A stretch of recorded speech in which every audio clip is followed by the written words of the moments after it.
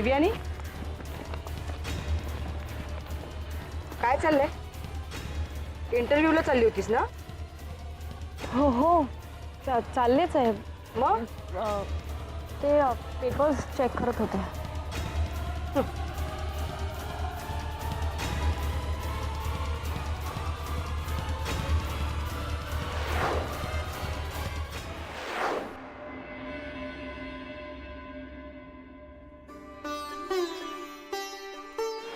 तिथे दारू पिऊन आला होता. त्याच्या मनात काय होतं मला खरंच माहित नव्हतं. मी बेसावध असताना त्याने माझ्या अंगावर हात टाकण्याचा प्रयत्न केला.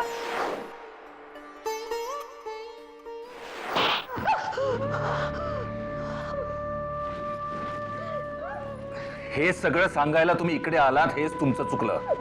हे सगळं ऐकल्यावर आम्ही तुमच्याशी जसं वागतोय तसं तुम्ही त्या देवयानीशी का नाही वागलात? तिने विक्रमादित्यांवर, राजे शिर्केंवर इतके आरोप केले, त्याचं समर्थन करायला तुम्ही इकडे आलात. या सगळ्याला पुरावा काय हे तिला काय नाही विचारलात?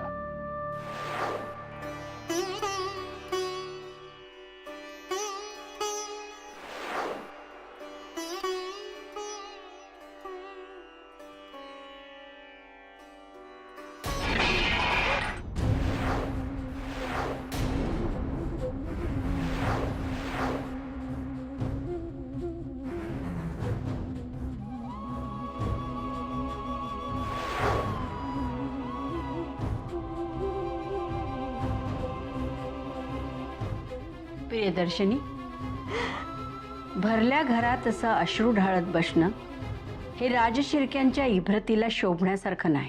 आमच्या बाबतीत पुन्हा तुमचा गैरसमज होतोय साईमा. तुम्ही केलेल्या प्रत्येक चुकीचं समर्थन करायला तुम्ही नेहमी तत्पर असता. आजवर तुमच्या लहान मोठ्या चुकांकडे आम्ही दुर्लक्ष करत आलो, पण असमाधानाचं जे सावट तुम्ही पसरवत आहात त्याला मात्र माफी नाही. साईमा, आदित्य राजेंबद्दल आमच्या मनात कुठलाही आकस नाही हो. फक्त आमचंच वागणं बरोबर चूक या निकषांच्या तराजूमध्ये तोलता आपण. पण सत्य परिस्थिती काय आहे हे आपण नाही जाणत साई. परिस्थिती? तुमच्यासारखी अपयशी स्त्री आपलं अपयश लपवण्यासाठी परिस्थितीचा बागुलबुवा करत असते.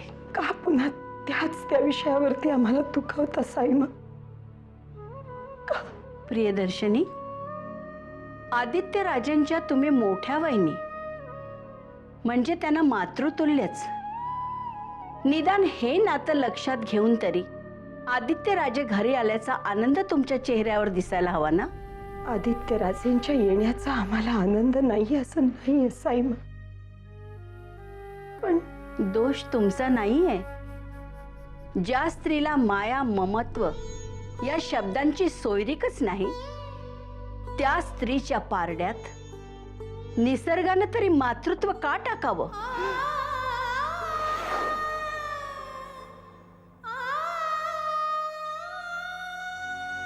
ज्या स्त्रीला माया, ममत्व या शब्दांची सोयरीकच नाही, त्या स्त्रीच्या पारड्यात निसर्गाने मातृत्व का टाकावं?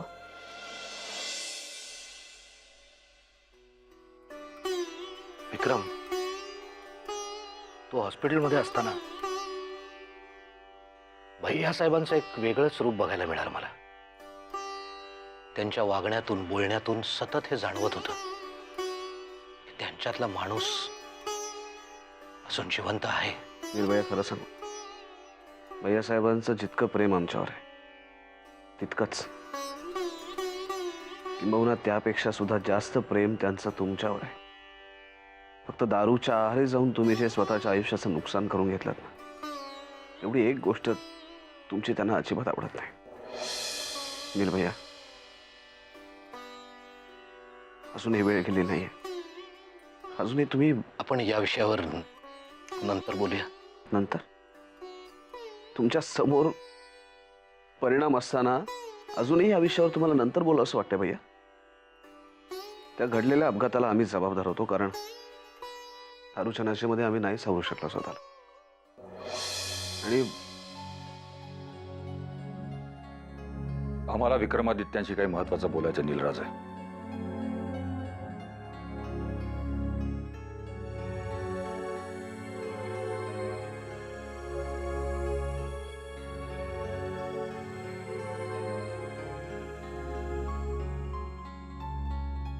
अजून किती खोटं बोलणार आहात? देवयानीचं नाव न घेता तुम्ही पोलिसांना दिलेली जबानी खोटी होती हे आम्हाला पक्का माहिती आहे.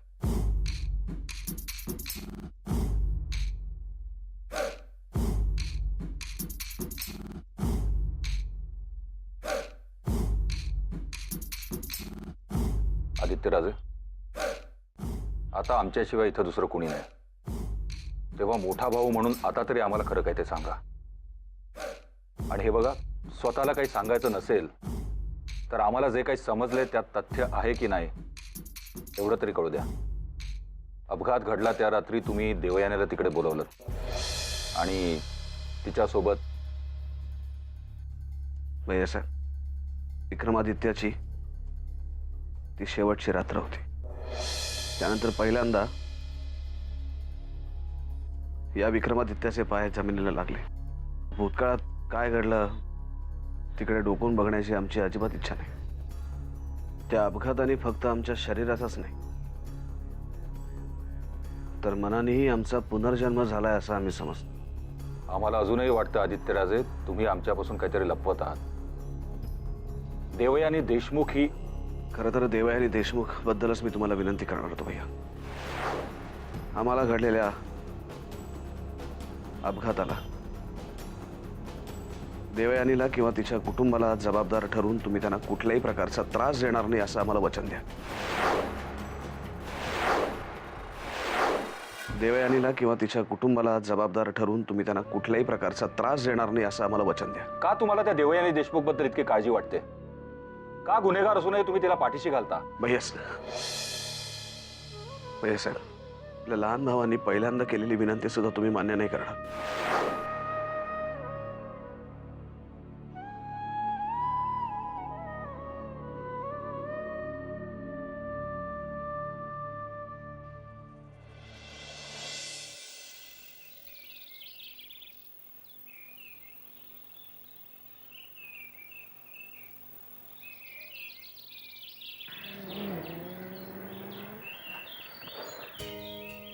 ऑफिस? राज, मला दुसरी नोकरी मिळवून दिल्याबद्दल थँक्स. अजिबात थँक्स म्हणू नकोस. मागच्या वेळी थँक्स म्हणालीस आणि त्याच दिवशी नोकरी गेली. यावेळी 4-5 महिन्यानंतर थँक्स बोललीस तरी चालेल.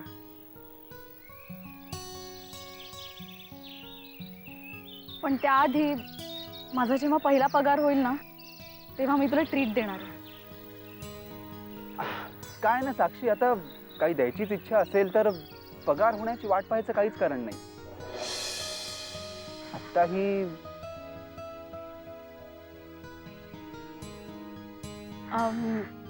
मी निघते, मला उशीर होतोय.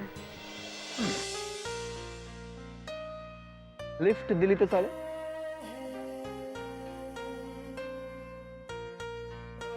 तशी मला गरज वाटत नाहीये, पण मला लिफ्ट दिल्यानंतर जर तुला आनंद मिळत असेल तर माझी काहीच हरकत नाही. वा, चला.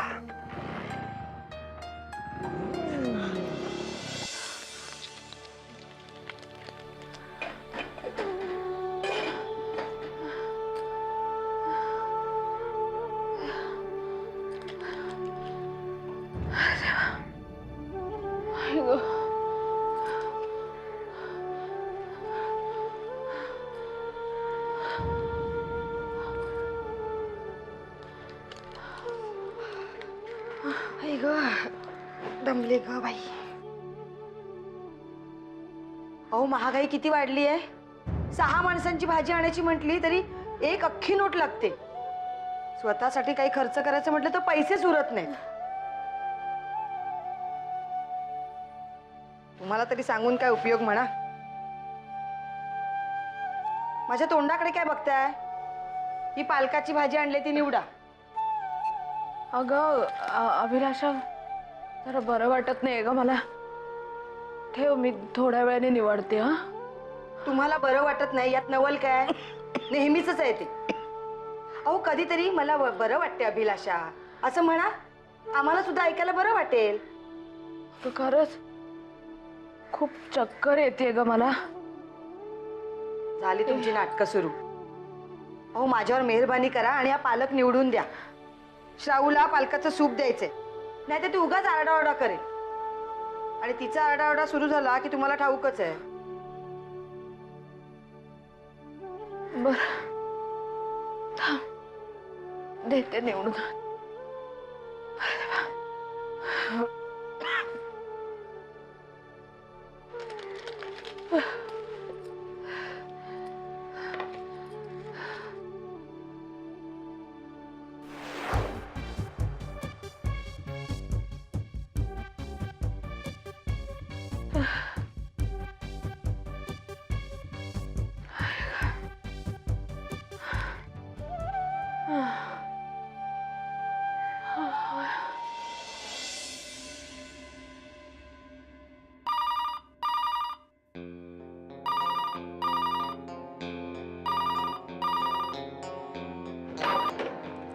हॅलो हॅलो, कोण बोलतंय? देवयानी, विक्रमादित्य बोलतोय. आम्हाला तुला भेटायचंय.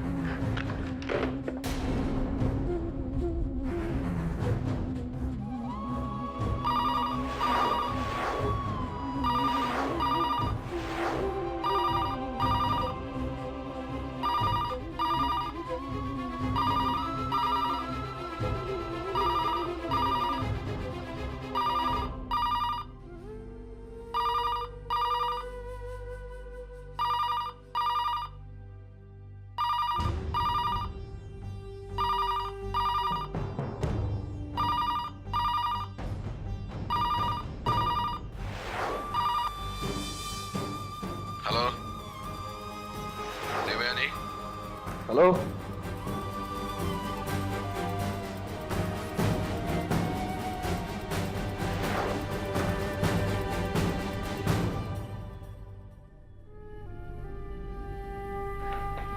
काय ग देऊ, तू कधी आलीस? हे काय आत्ताच? काय झालं? जमलं का नोकरीचं कुठे?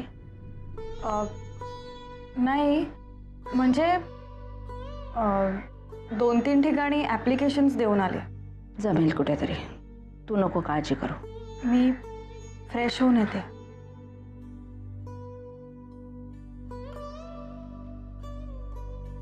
हे काय ग, हा फोन कोणी बाजूला काढून ठेवलाय? आई, तो मीच काढून ठेवलाय. देऊ, अगं ते आता बाहेरून आले ना, गाड्यांचे आवाज आणि हॉर्नचे आवाज, डोकं दुखायला लागलंय. मग इथे पण फोनची किरकिर नको ना, म्हणून थोडा वेळ रिसिव्हर काढून ठेवलाय.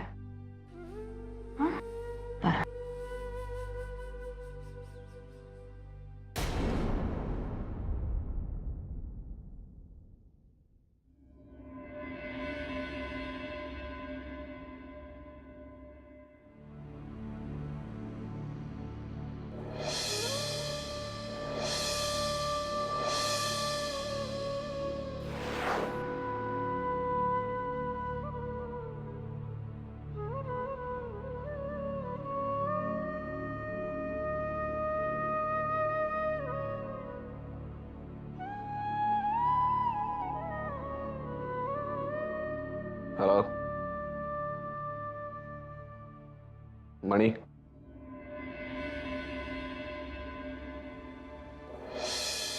हा आता मला फोन का करतोय? पुन्हा मला फसवण्याचा काही डाव तर नाही ना याचा? काय हवंय नक्की विक्रमादित्यला? देव, फोन आला? नाही ग, कुणाचा फोन यायचा होता का? नाही, मला असं वाटलं की फोनची बेल वाजली. नाही ग, एवढी का घाबरलीस? मगाशी फोनचा रिसिव्हर ठेवायला मी गेले तेव्हाही अशीच दचकलीस. काय झालं देव? नाही, काय नाही. आई, हा कोरा चहा नको ग. कंटाळा आलाय हा कोरा चहा पिऊन. हे बघ, उद्यापासून आपण आपल्यासाठी वेगळं दूध आणूया. म्हणजे हा असा कोरा चहा प्यायची वेळ नाही यायची तुझ्या. मी जाऊन येते. हा, कुठे चाललीस? गोदा काकूंकडे डबे बनवायचेत ना. हे बघ, आता तू मला थांबवणार नाहीयेस. तू आणि साक्षी यांचा पहिला पगार आला ना की मग मी हे काम सोडून दे.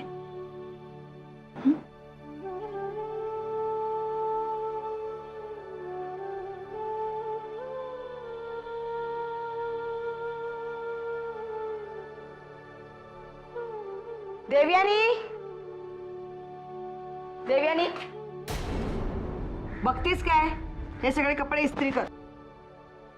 काही कमवता तर येत नाही, निदान घरातलं खर्चाचं प्रमाण कसं कमी करता येईल याचा विचार करा. माझ्या श्राऊला ऑडिशनला जायचंय, लवकर तिचे कपडे इस्त्री कर. काकू, ह्या सगळ्या कपड्यांना मी इस्त्री करीन, पण हेच तू जरा प्रेमाने बोललीस तर. काकू, खरंच तुला एवढा त्रास होतो का ग आमचा? तू रडून सहानुभूती मिळवण्याचं नाटक दुसऱ्यांसमोर कर. आज तुझ्याचमुळे माझ्या श्राऊला ऑडिशनला जावं लागतंय. विक्रमादित्यने तिला लीड मॉडेल बनवलं होतं, पण आज तुझ्या मूर्खपणामुळे आम्हाला ही बदनामी सहन करावी लागते. तू मला जास्त बोलायला लावू नकोस. हे कपडे लवकर इस्त्री कर.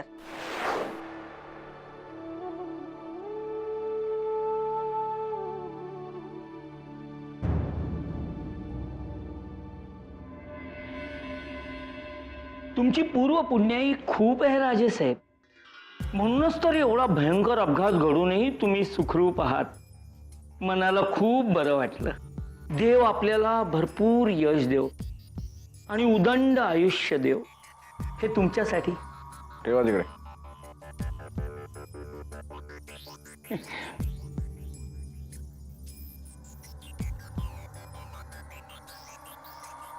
राजे, तुम्ही जेव्हा हॉस्पिटलमध्ये होतात तेव्हा संपूर्ण शाळेवर दुःखाचं सावट पसरलं होतं. अहो, मी स्वतः सगळ्या विद्यार्थ्यांना नोटीस काढून सूचना दिल्या होत्या की साऱ्यांनी ईश्वराजवळ प्रार्थना करा म्हणून. अहो, त्या दिवसात मला तर जेवणही सुचत नव्हतं राजेसाहेब. तुमचं खूप प्रेम आहे मोरे सर आमच्यावर.